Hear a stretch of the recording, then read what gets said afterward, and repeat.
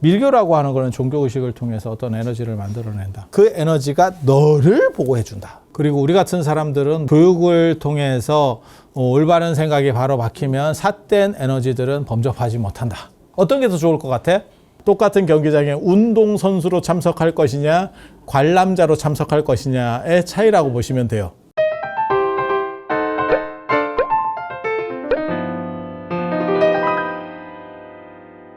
일본 불교가 여러 가지가 있어요. 근데 그 중에서 제가 보기에는 가장 괄목할 만한 전통을 유지하고 있는 거는 사실은 밀교 쪽이라는 생각을 하거든요. 중국에서 밀교 쪽이 많이 어떻게 보면 좀 떨어졌어요.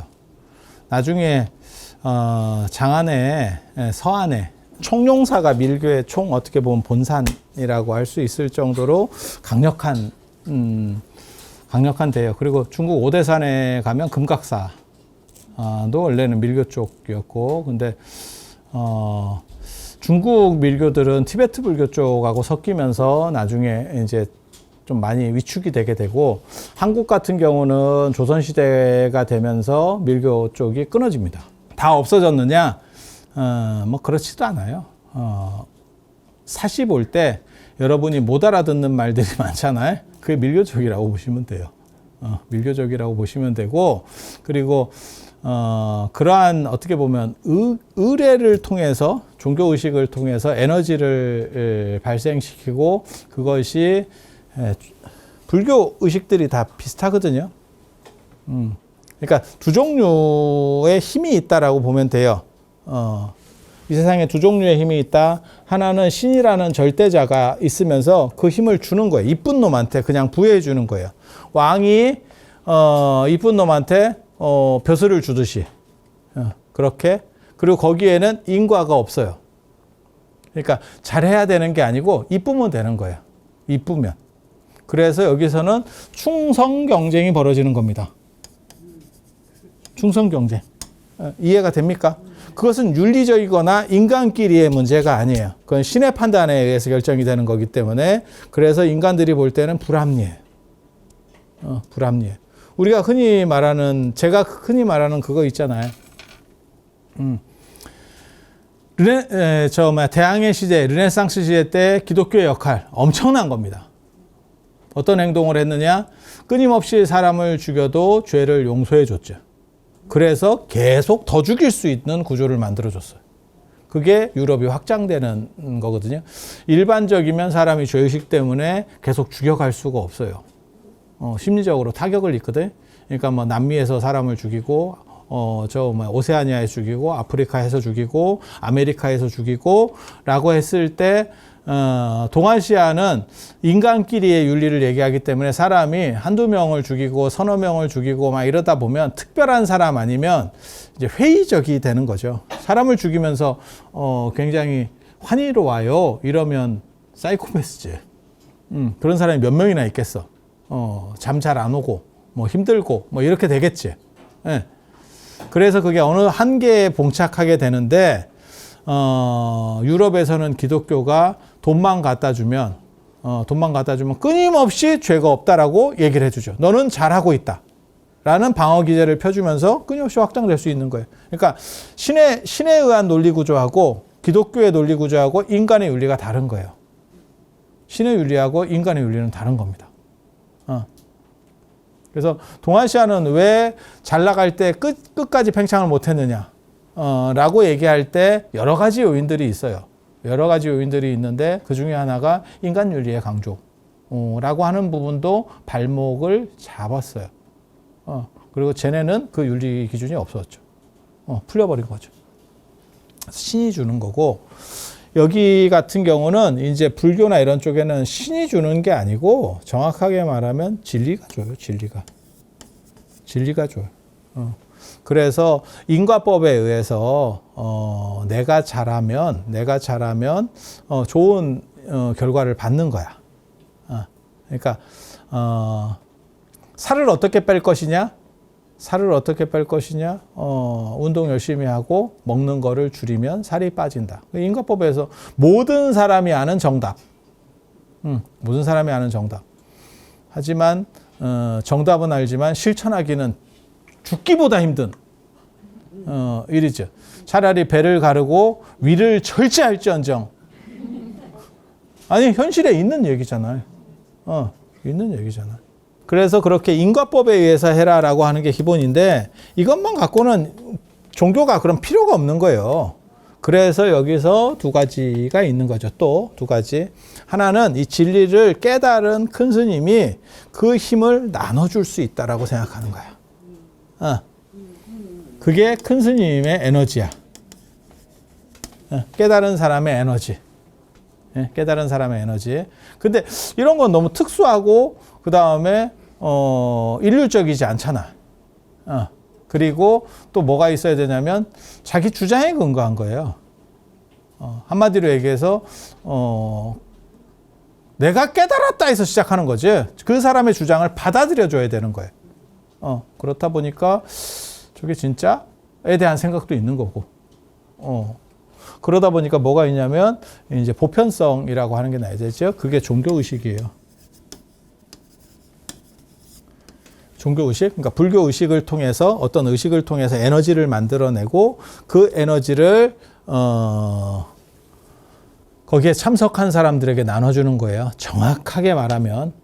그러니까 그냥 비유를 들면 사시를 했어. 사시기도를 했어. 사시기도를 했으면 그 사시기도 끝에 축원을 읽어줍니다. 동참자 축원을 읽어줘요. 축원을 읽어줘. 그 축원 읽은 사람한테 여기서 에너지가 만들어지는 거고 이 에너지가 배당되는 겁니다. 이 사람들이 주준 거예요. 그래서 배당을 받는 구조예요. 배당을 받는 구조예요. 그래서 그런 사람들이 있어. 초하루에 갔는데 나는 기도비도 안 내서 그냥 내가 알아서 기도할게요. 배당이 안 떨어집니다. 그러니까는 주식 배당 날인데 나는 주식이 없어요. 그러면 당신은 배당이 없습니다. 이렇게 나오는 거예요. 그냥 옆에 있을 뿐이야. 뭔 얘기인지 알아요? 아니 삼성전자가 이익이 엄청나게 나가지고 뭐 주당 2,000원을 줘요. 고맙고요. 하지만 주식이 없으면 받을 수 없어. 그러니까 그 이름 불러주는 게 그 배당이에요. 그 배당. 그렇게 가는 거예요. 그러니까 그 자리에 있으면 주는 겁니까? 삼성전자가 배당할 때 우리나라 안에 국민이 다 있죠. 하지만 삼성전자 주식이 뭐 500만인가를 갖고 있다 그러잖아. 저는 없고요. 그래서 거기서 주식을 배당을 해줄 때 나는 못 받는 거죠. 내 옆에 사람은 받을 수 있는 거고 나는 없으니까 못 받는 거. 이해가 되죠? 같이 있다 그래서 받는 게 아니야. 그래서 이 종교의식이라고 하는 부분을 통해서 나누는 방식이에요. 이게 모든 종교에 거의 비슷하게 있어. 그러니까 무속을 얘기하면 강신무가 이런 거예요. 일종의. 강신무. 그래서 그냥 신내림을 받아서 지가 지능력으로 뭔가를 풀어가. 이거는 세습무, 어떤 무속의 굿이라든가 이런 종교의식을 통해서 거기서 에너지를 가지고 만들어낸 에너지를 가지고 그 문제를 해결하려고 하는 거예요. 그러니까 논리 구조는 거의 다 비슷해요. 그리고 이 에너지를 얼마나 효율적으로 만드느냐가 이제 강력한 화두로, 이거는 워낙 편차가 크기 때문에 이거를 강조하는 게 선불교 쪽이에요. 그래서 깨달음을 얻고 그 스님이 뭔가를 할 수 있다는 거예요. 근데 이게 편차가 너무 심한 거지. 그래서 의식을 아예 컨트롤할 수 있게 에너지가 강력하게 나올 수 있도록 해보겠다. 그게 밀교예요. 그게 밀교예요. 그래서 밀교가 종교의식도 복잡하고 발전해 있어요. 그리고 그 밀교에 어떻게 보면 가장 대표적인 것 중에 하나가 지난번 우리도 금강경 봉창기도 때 했었던 그 호마법. 호마법. 그게 불을 통해서 그렇게. 그래서 논리적 층위들이 약간씩 달라요. 그리고 이 안에는 동일한 게 숨어 있어요. 동일한 게. 이 위아래 다 동일한 게. 인과는 이게 정답이라는 걸 모두가 알고 있지만 사람은 이것만 갖고 살 수가 없어. 뭐하고 똑같은 거냐면 밥만 먹고 사냐하고 똑같은 거예요. 그래서 나는 특수하기를 원해. 나는 특수한 에너지가 작동해서 조금, 그러니까 여러분도 똑같잖아. 그러니까는 뭐가 있냐면 내 자식 일이 아닐 때는 그냥 등수대로 이렇게 그렇게 다 결정하는 것이 올바르지 라고 하지만 내 자식 일이 결정되면 조금 순서를 바꿀 수 있지 않을까? 어떤 영향력을 발휘할 수 있지 않을까? 이런 생각을 할 수 있잖아요. 네. 그러니까 그거는 인과법이 아니에요. 초인과에 대한 추구가 있다니까, 인간에게는.